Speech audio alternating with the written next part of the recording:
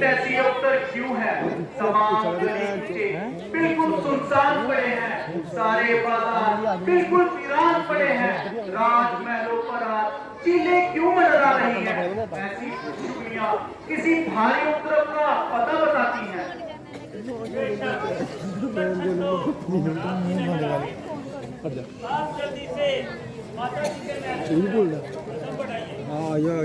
बंदे आगे पीछे आ गए।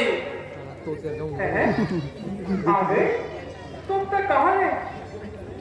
जा मथुरा शीघ्र जा और उन्हें मेरे पास दिखला। वह देखो, वह तो सामने से ही आ रहे हैं।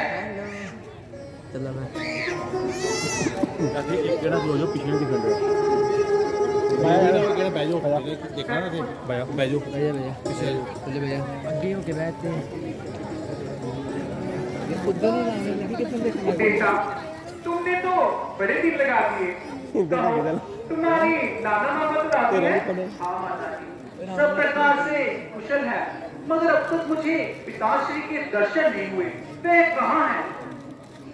बेटा धैर्य धरो, सफर की थकान उतारो, मैं धीरे धीरे सब बताती हूँ। मेरी थकान तो पिताश्री के दर्शन करते ही दूर हो जाएगी। बेटा पहले थोड़ा कुछ खा पी लो, मैं धीरे धीरे सब बताती हूँ। मैं पूछता हूँ पिताश्री कहाँ है और तुम कहती हो कि धीरे धीरे सब हाल बता दूंगी। आखिर ये मामला क्या है?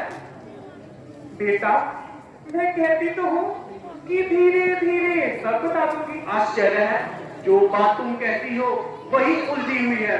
जो प्रश्न मैं करता हूँ उसका उल्टा ही उत्तर मिलता है। ना मालूम ये धीरे धीरे किस बला का नाम है।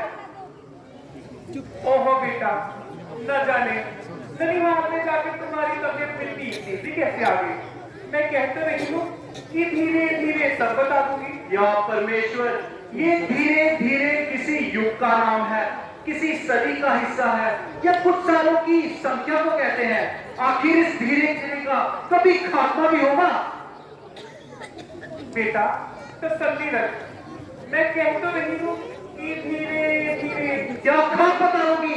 आग लगे तुम्हारी इस धीरे धीरे को। ना मालूम तुम सब ने मिलकर क्या चाल बिछाया है।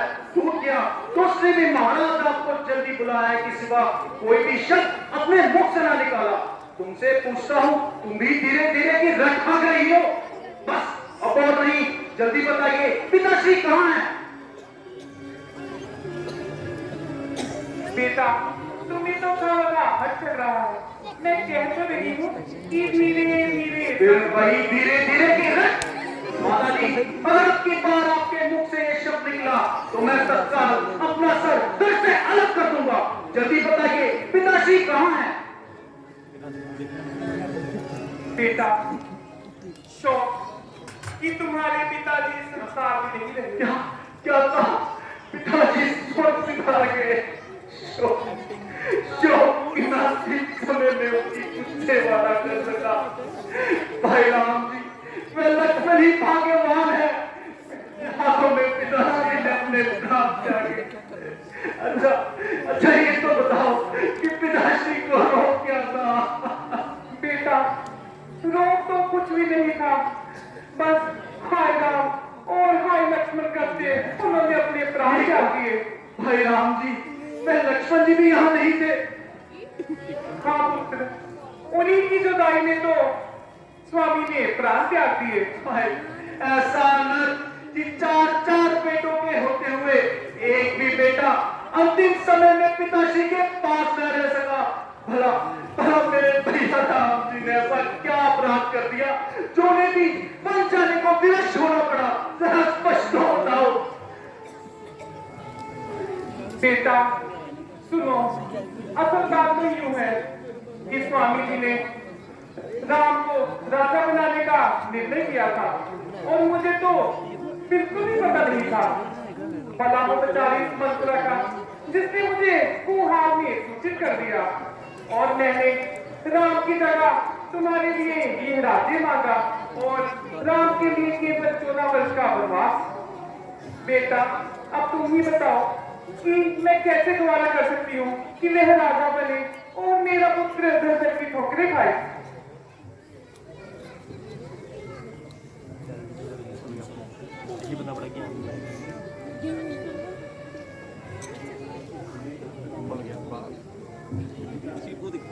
मंथरा, अब तेरे नाम का समय आ चुका है। पीछे क्यों खड़ी है, जरा सामने हो। जा मंथरा। महारानी जी सच बोल रही है। अब आप इस शोक को त्याग दीजिए और खुशी से अपना अयोध्या राज्य संभालिए महाराज। अय्या बचत, चुप रह, अधिक बकवास मत कर।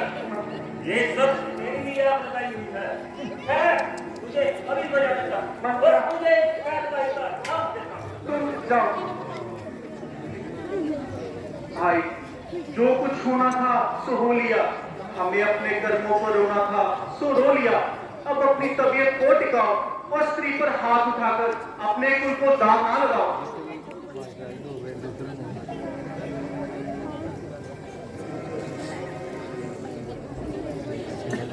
मेरे पुत्र, बस कर, अब कितना ही रोएगा।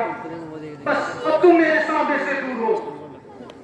तो अब मेरा बेटा बनने से इनकार हो। खबरदार, जो मुझे फिर अपना बेटा कहा।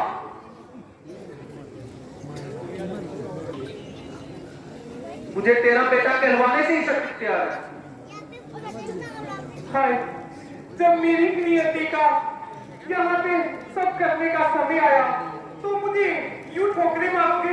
बदला तो तुझे तब मिलेगा जब बढ़ती तेरी इन आंखों के सामने अपने प्राण त्यागेगा। बेटा, ये कैसा बेसुरा ख्याल है?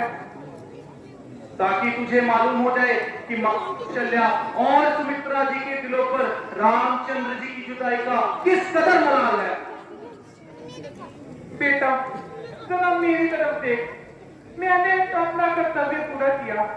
बता, मैं कैसे निवारा कर सकती हूँ कि तू यूं एक तरफ पड़ा रहे।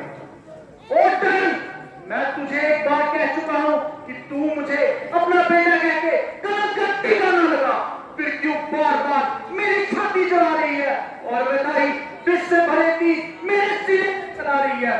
अरे यो बेरहम पिताश्री के प्राण लिए धर्म की साक्षात मूर्त भाई राम जी को तूने बेगुनाह वनवास दिलाया। सीता जी जैसी सदवंती देवता भावच का तूने सब कुछ नष्ट कर दिया। मेरे प्राण से भी प्यारे भाई लक्ष्मण को तूने जंगलों की खाक चिनवा दी। माता कौशल्या और सुमित्रा के दिलों को तूने छती किया। अरे तमाम अयोध्या बर्बाद कर दी। रघुवंश का दीपक तूने गुल किया। अरे ओ पापन, इस कदर पाप करके तू मुझे भी इन्हीं पाप कर्मों में शरीक करना चाहती है। हाय, क्या करूं? मुझको तो राम जी की नाराजगी का ख्याल है, पर मैं तुझ जैसी माता के साथ जो कुछ भी कर गुजरता थोड़ा था।